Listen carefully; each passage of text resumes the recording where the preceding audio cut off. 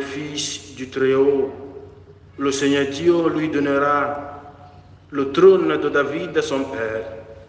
Il régnera pour toujours sur la maison de Jacob et son règne n'aura pas de fin. Marie dit à l'ange, « Comment cela va-t-il se faire puisque je suis vierge ?»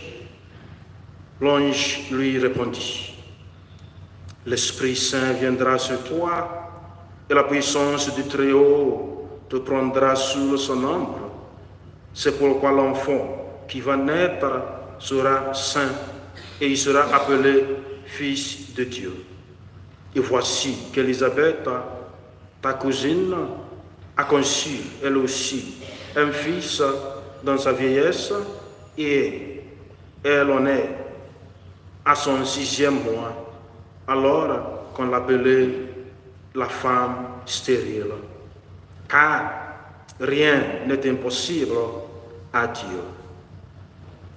Marie dit alors, « Voici la servante du Seigneur, que tout se passe pour moi selon ta parole. » Alors l'ange la quitta.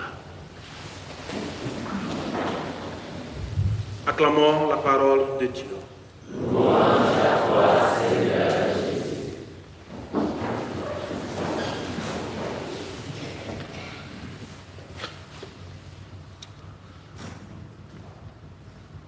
Je te salue, comblé de grâce.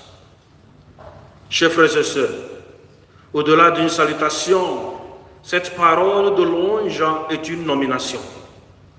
Oui, l'ange appelle Marie comblée de grâce pour nous dire qu'en elle, il n'y a aucune place pour le péché.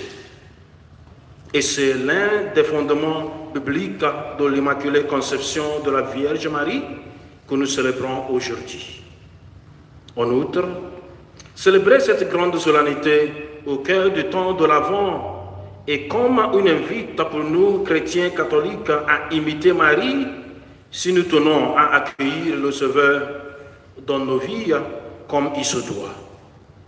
Dans cet évangile que nous venons d'entendre, l'imitation de Marie à laquelle nous sommes invités se résume en ces deux paroles fortes qui méritent notre attention.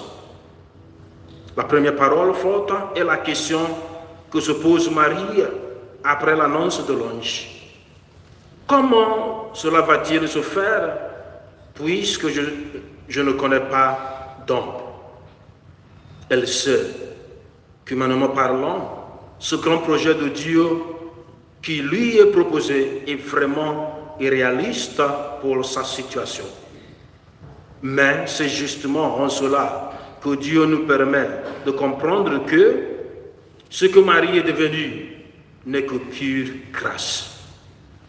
C'est quand l'homme prend conscience de sa petitesse, sa fragilité et son incapacité que la grâce divine devient plus active et efficace en lui. Quand Dieu est avec nous, rien ne nous est impossible. Marie ajouta la seconde parole qui mérite également notre attention. Voici la servante du Seigneur, que tout m'advienne selon ta parole.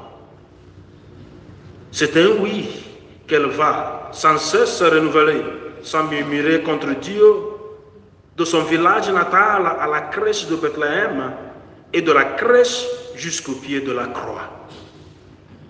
Comme pour nous dire que lorsqu'on accepte d'entrer dans le projet de Dieu, on y entre à fond. En n'oubliant pas que nous sommes dans le projet de Dieu et que c'est lui le maître du projet qui doit mener les choses jusqu'au bout avec nous.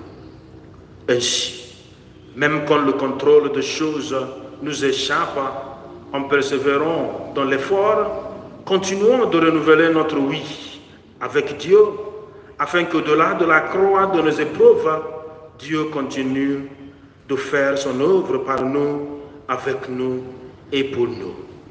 C'est une grâce à demander sans cesse avec l'intercession de Notre-Dame de l'Immaculée Conception.